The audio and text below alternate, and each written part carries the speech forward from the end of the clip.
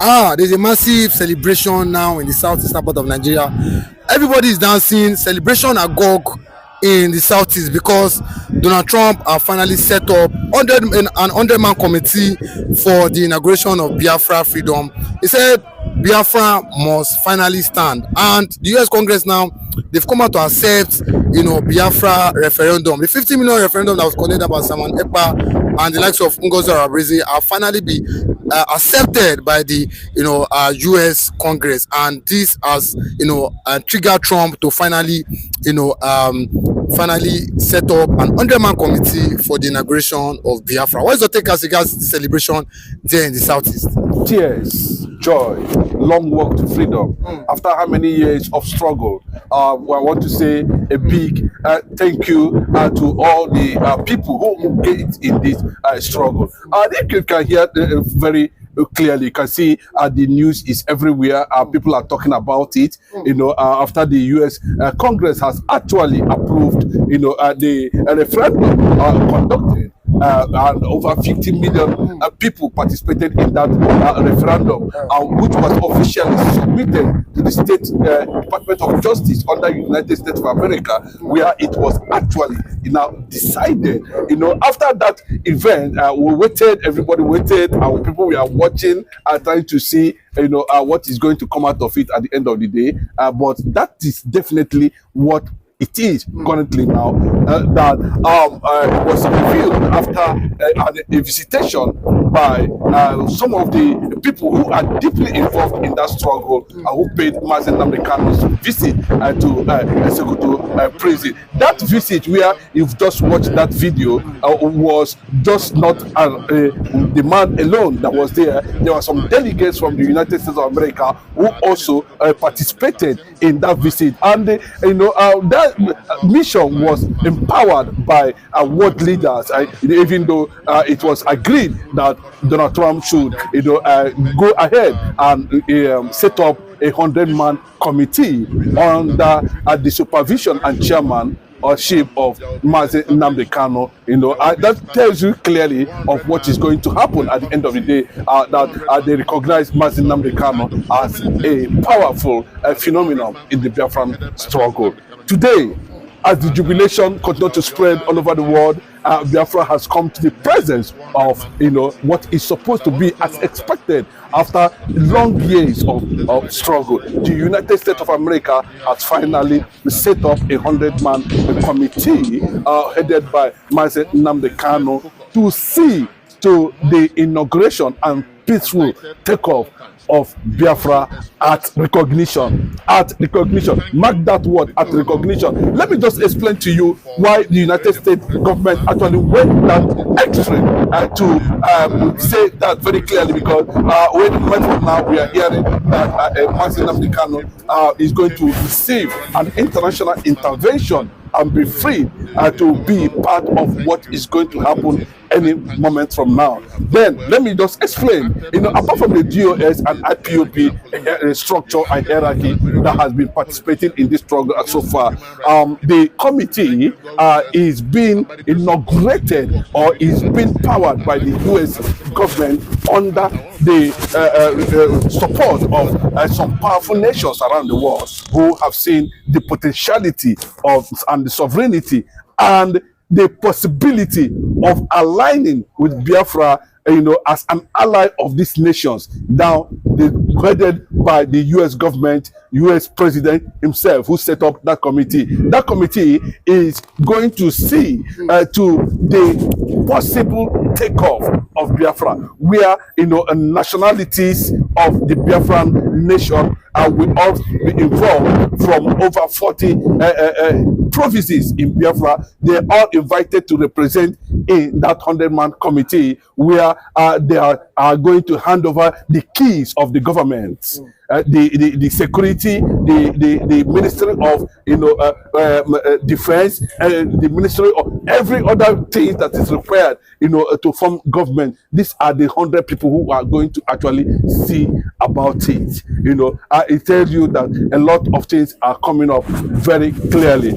Yes, this is not a matter of people talking about who is who that's involved. The thing has gone beyond what DOS are talking about. Yes, so congratulations to them. Yes, for those who has participated in that struggle, those who defended Mazi Nnamdi Kanu, those who spoke about Mazi Nnamdi Kanu in one way or the other. It has come to a fruitful point now. Asurok is in tatters. Let me just put it that way. Over this revelation. This is not what you see normally on conventional media. To be reported, but a time will come. When it will be reported on conventional media. But this is an exclusive, leak, report.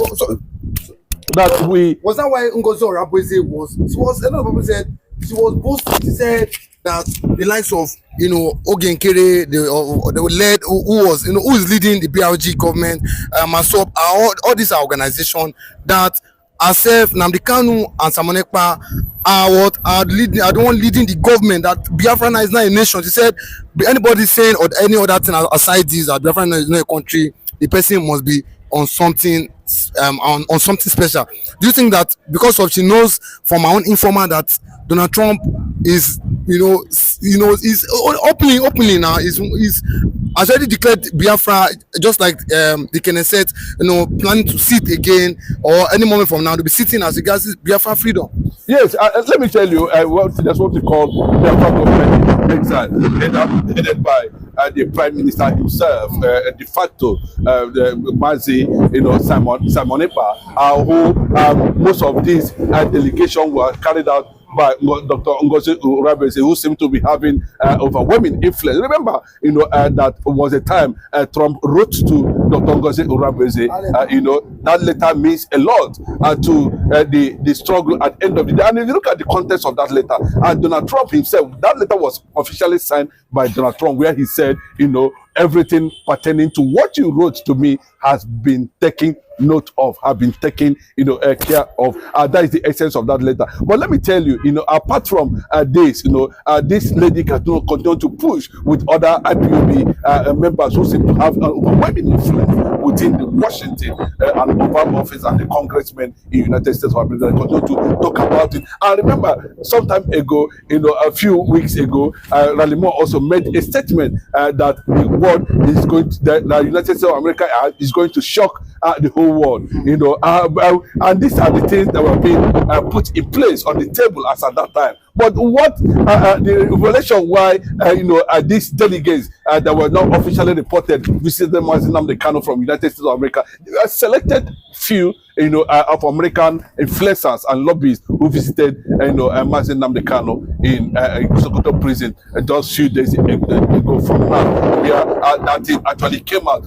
But then, according to our revelation and investigation, it was discovered that it was coming directly from the Oval Office, Washington, where they said the reason why they need these 100 men to be inaugurated because they are the one that we are going to be handed over the instrument of Biafran takeoff as a nation on recognition. That means, they have already set up a proper plan.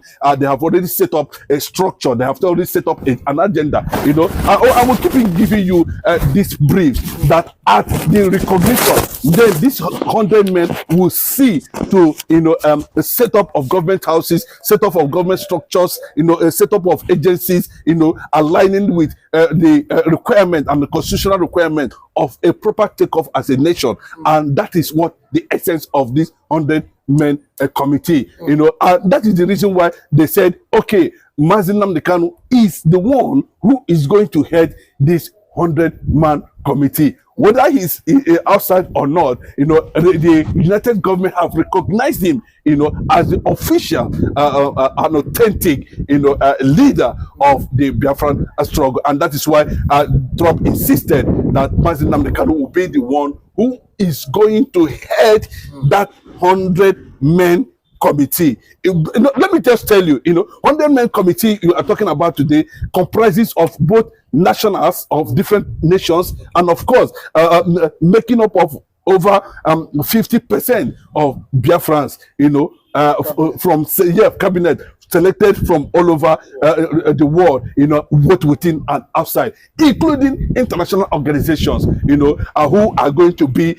part of that program. Remember, in my previous video, I also tell you that Biafra is going to have one of the smoothest takeoff as a nation, with trillions of dollars as aid, to power the official takeoff and smooth takeoff of that coming nation that will soon be recognized. Let me just tell you, Biafra has been in existence and was officially, redeclared in Finland under Simon Ekpa, and was recognized by the State Department of Justice, United States of America. And ever since that was done, what it means is that there's a government that's already in place. Has become a nation that's already in place. It is what is remaining now is that there's need for people, there's need for nations to see from that angle that it has been,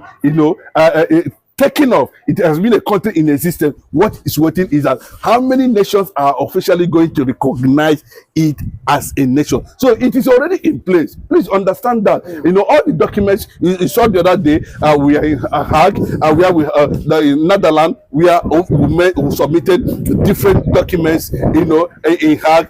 With over 100 organizations, in the Netherlands, where the houses major powerful organizations around the world. They have all their documents in regards to that, and some of those documents take care of our airspace, territorial presence, international dispute, conflict resolutions, a lot of things. We are also being tagged there. All these documents are what is needed for a smooth takeoff. Now, upon completion and recognition, and signing of bilateral and agreement in that and treaties in that regard, then the U.S. government now ordered that the 100-man committee be set up, and that is what the essence of that 100-man committee. It's a big one. It's a large one. I think it's one of the largest committee to be set up for any country that actually wants the world to see they are well positioned for a proper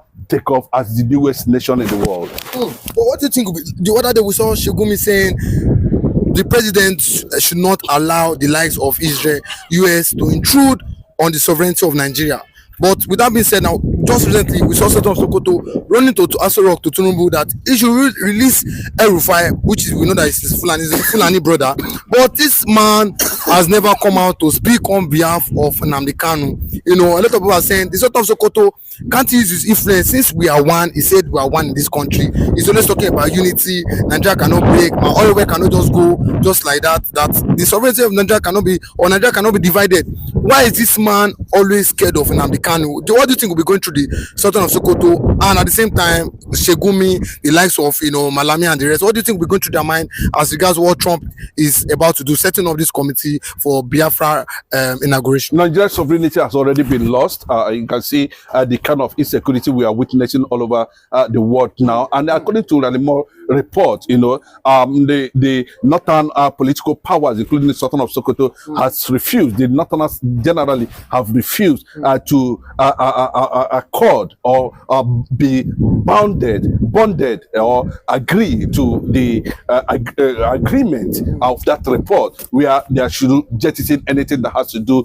with Sharia, anything that has to do with caliphate should be totally abolished. And since they have refused to take that direction, and we saw recently the position of Gumi in that regard, and we saw also the position of the Sultan of Sokoto, and you can see the kind of secret meeting they have been going on between him and the president of Nigeria recently, where he was seen in Aso Rock meeting with Bola Ahmed Tinubu. We don't know the essence or the mission of that this thing. But I can tell you, it is in continuation. What do we do? They keep on asking themselves. Bola Ahmed Tinubu will ask the Sultan of Sokoto, what do we do? Sultan of Sokoto will ask him, what do we do? The position of Mazen Nnamdi Kanu, and of course, the reality that is staring them on the face, that the possibility of foreign power stepping in to break Nigeria, to separate Nigeria as a result of what is actually going on, is a question that both of them cannot answer. And nobody can. I don't think they want to stand up